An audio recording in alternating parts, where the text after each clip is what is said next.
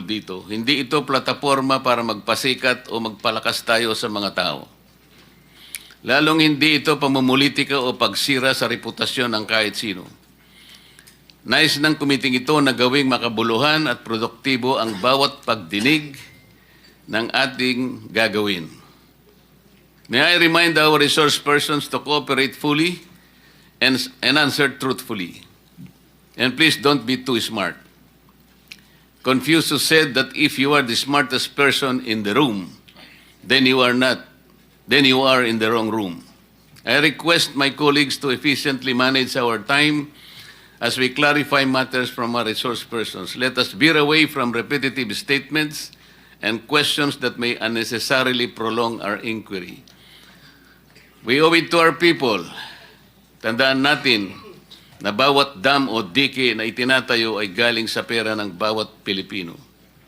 Bilang mga mambabatas, responsibilidad po nating magsulong ng mga kaukulang batas na makapagpapabago sa mga nakalakaran sa gobyerno para sa ikabubuti ng bansa. Hindi tayo narito bilang hukom na uusig sa mga naglipa ng kawatan, kundi tungkulin nating alamin at usisain ang pinaggagamitan ng ating pinasang tao ng budget. Public officers and investigations, Blue Ribbon of the 20th Congress is now called to order. Let the record reflect the presence of the following senators by order of arrival. Senator Bato de la Rosa. Myself, Senator Rapi Tulfo, Senator Erwin Tulfo. Ang sabi yata sa rules, Director General, pag kami dalawa na rito, okay na tayo, di ba?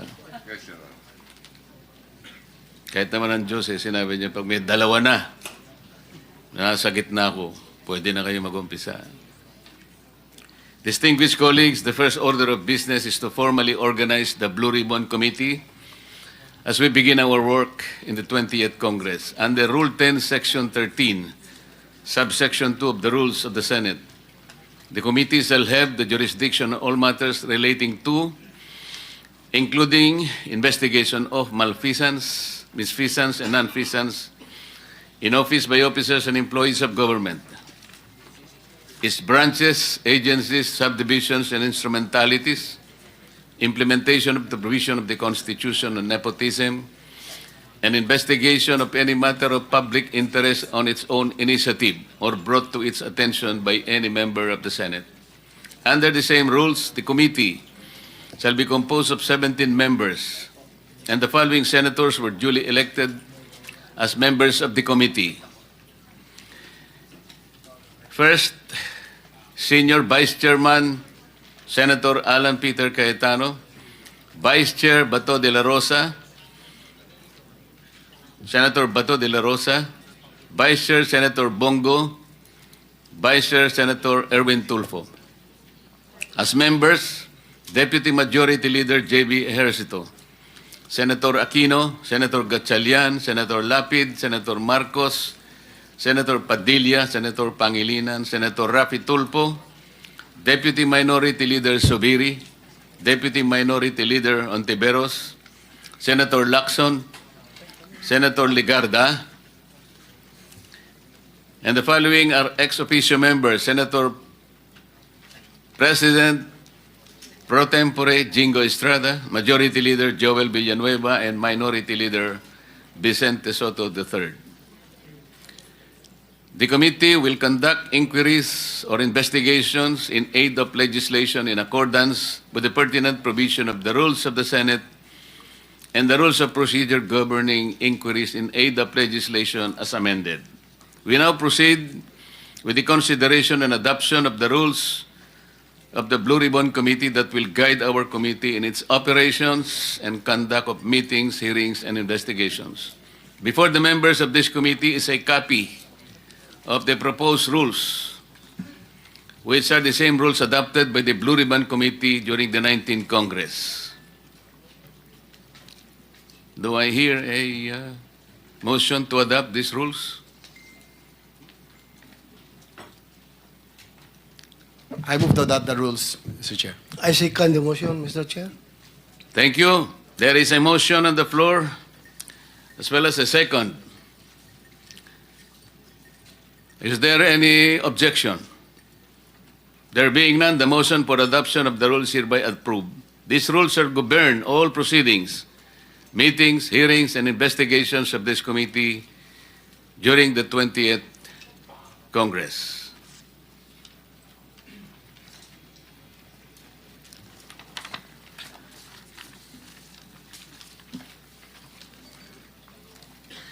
Magandang umaga po sa lahat ng naririto ngayon sa pag-uumpisa ng ating pagdinig sa isang pinaka-controversial na paksa. Ang usapin patungkol sa mga flood control projects na pinagmagatang The Philippines Underwater. On August 11, 2025, President Ferdinand Marcos Jr. disclosed deeply troubling findings from an initial government review of flood control projects implemented so far during his administration. The President revealed that only 15 contractors have cornered approximately 100 billion worth of flood control projects, representing 20% of the total 545.6 billion pesos allocated for some 9,855 flood control projects from July 2022 to May 2025. The Senate Blue Ribbon Committee convenes today for this motu proprio inquiry into serious allegations of malfeasance, misfeasance, and nonfeasance concerning the award and implementation of flood control projects that have been disproportionately concentrated among a select group of contractors. Napapanahon na para alamin at himayin ang katotohanan sa likod ng mga maanomalyang nakapalibot sa mga kontratang inilaan para sa flood control. Tama na ang pagpapaikot at paglihis sa tunay na problema. Tungkulin natin ngayong bigyang linaw at sagot ang mga kababalaghang nangyayari sa mga kontratang pinasok ng gobyerno at ang mga private contractors. The root of the issue before us boils down to the rampant corruption entangled with the core of our government. Tila sakit na kanser na siyang unti-unting sumisira sa ating bansa. Records will show that billions are spent every year to fund flood control projects that are supposed to control or mitigate flooding in our country. The magnitude of this issue cannot be understated. Funds are wasted over questionable projects. Lives and properties are lost due to failures in flood control. Enough is enough.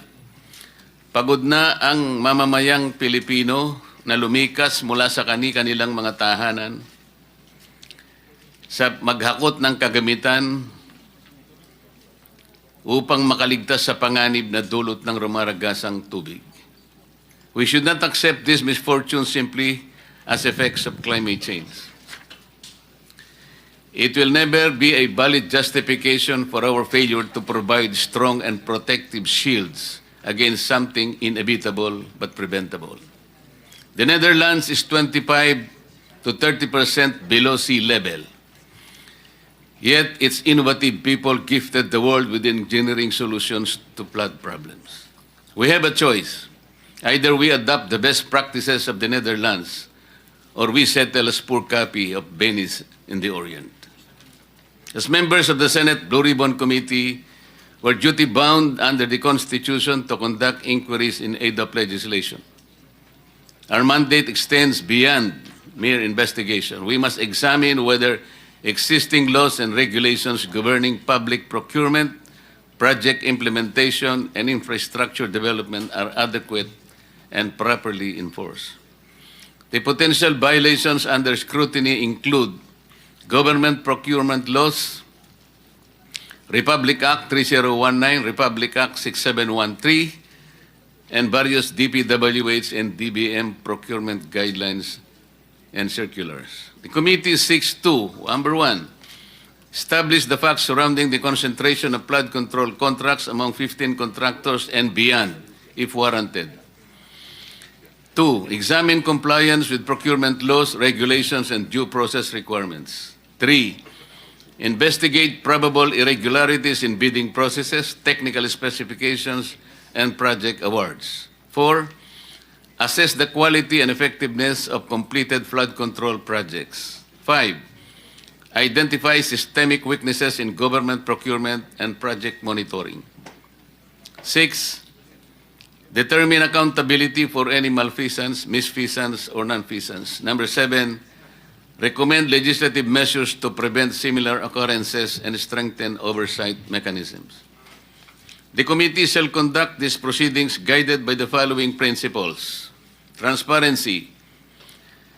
All proceedings shall be conducted in full view of the public with complete documentation and live coverage where appropriate. Due process. All resource persons and parties shall be afforded their constitutional rights, including the right to counsel and protection against self-incrimination. Impartiality. This committee approaches this inquiry without predetermined conclusions, committed only to uncovering the truth based on evidence and testimony. Public interest. Our primary consideration is the protection of public funds, the delivery of effective flood control solutions, and an end to the suffering of the Filipino people. During the course of this inquiry, we expect to hear from officials from the Department of Public Works and Highways, representatives from the Department of Budget and Management, recommendations from then Commission on Audit, representatives from the 15 contractors identified by President Marcos Jr. in press conference dated 11 August 2025. We shall examine procurement documents and bidding records, project implementation reports and certifications, financial records, comparative analysis of project costs and effectiveness. Hindi madali ang usaping ito. Hindi ko rin nanaising patagilin ang pagdinig tungkol dito. Hindi ito plataforma para magpasikat o magpalakas tayo sa mga tao. Lalong hindi ito pamumulitika o pagsira sa reputasyon ng kahit sino. Nais ng kumiting ito na gawing makabuluhan at produktibo ang bawat pagdinig ng ating gagawin. May I remind our resource persons to cooperate fully and answer truthfully. And please don't be too smart. Confucius said that if you are the smartest person in the room, then you are in the wrong room. I request my colleagues to efficiently manage our time as we clarify matters from our resource persons. Let us veer away from repetitive statements and questions that may unnecessarily prolong our inquiry. We owe it to our people. Tandaan natin na bawat dam o dike na itinatayo ay galing sa pera ng bawat Pilipino. Bilang mga mambabatas, responsibilidad po nating magsulong ng mga kaukulang batas na makapagpapabago sa mga nakalakaran sa gobyerno para sa ikabubuti ng bansa.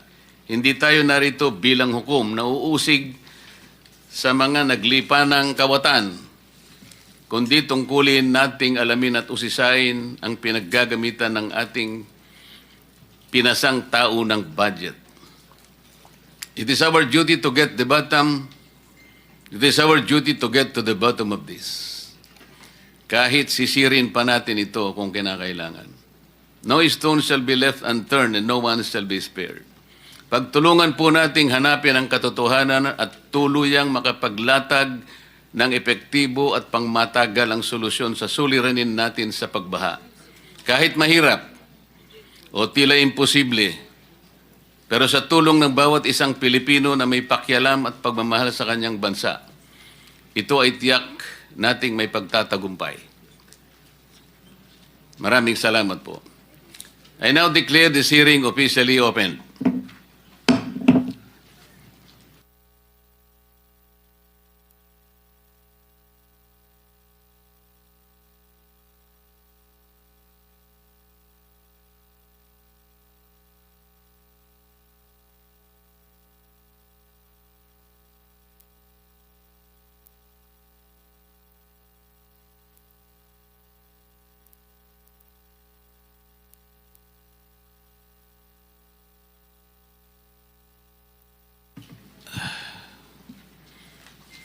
I direct the Director General to please call the roll.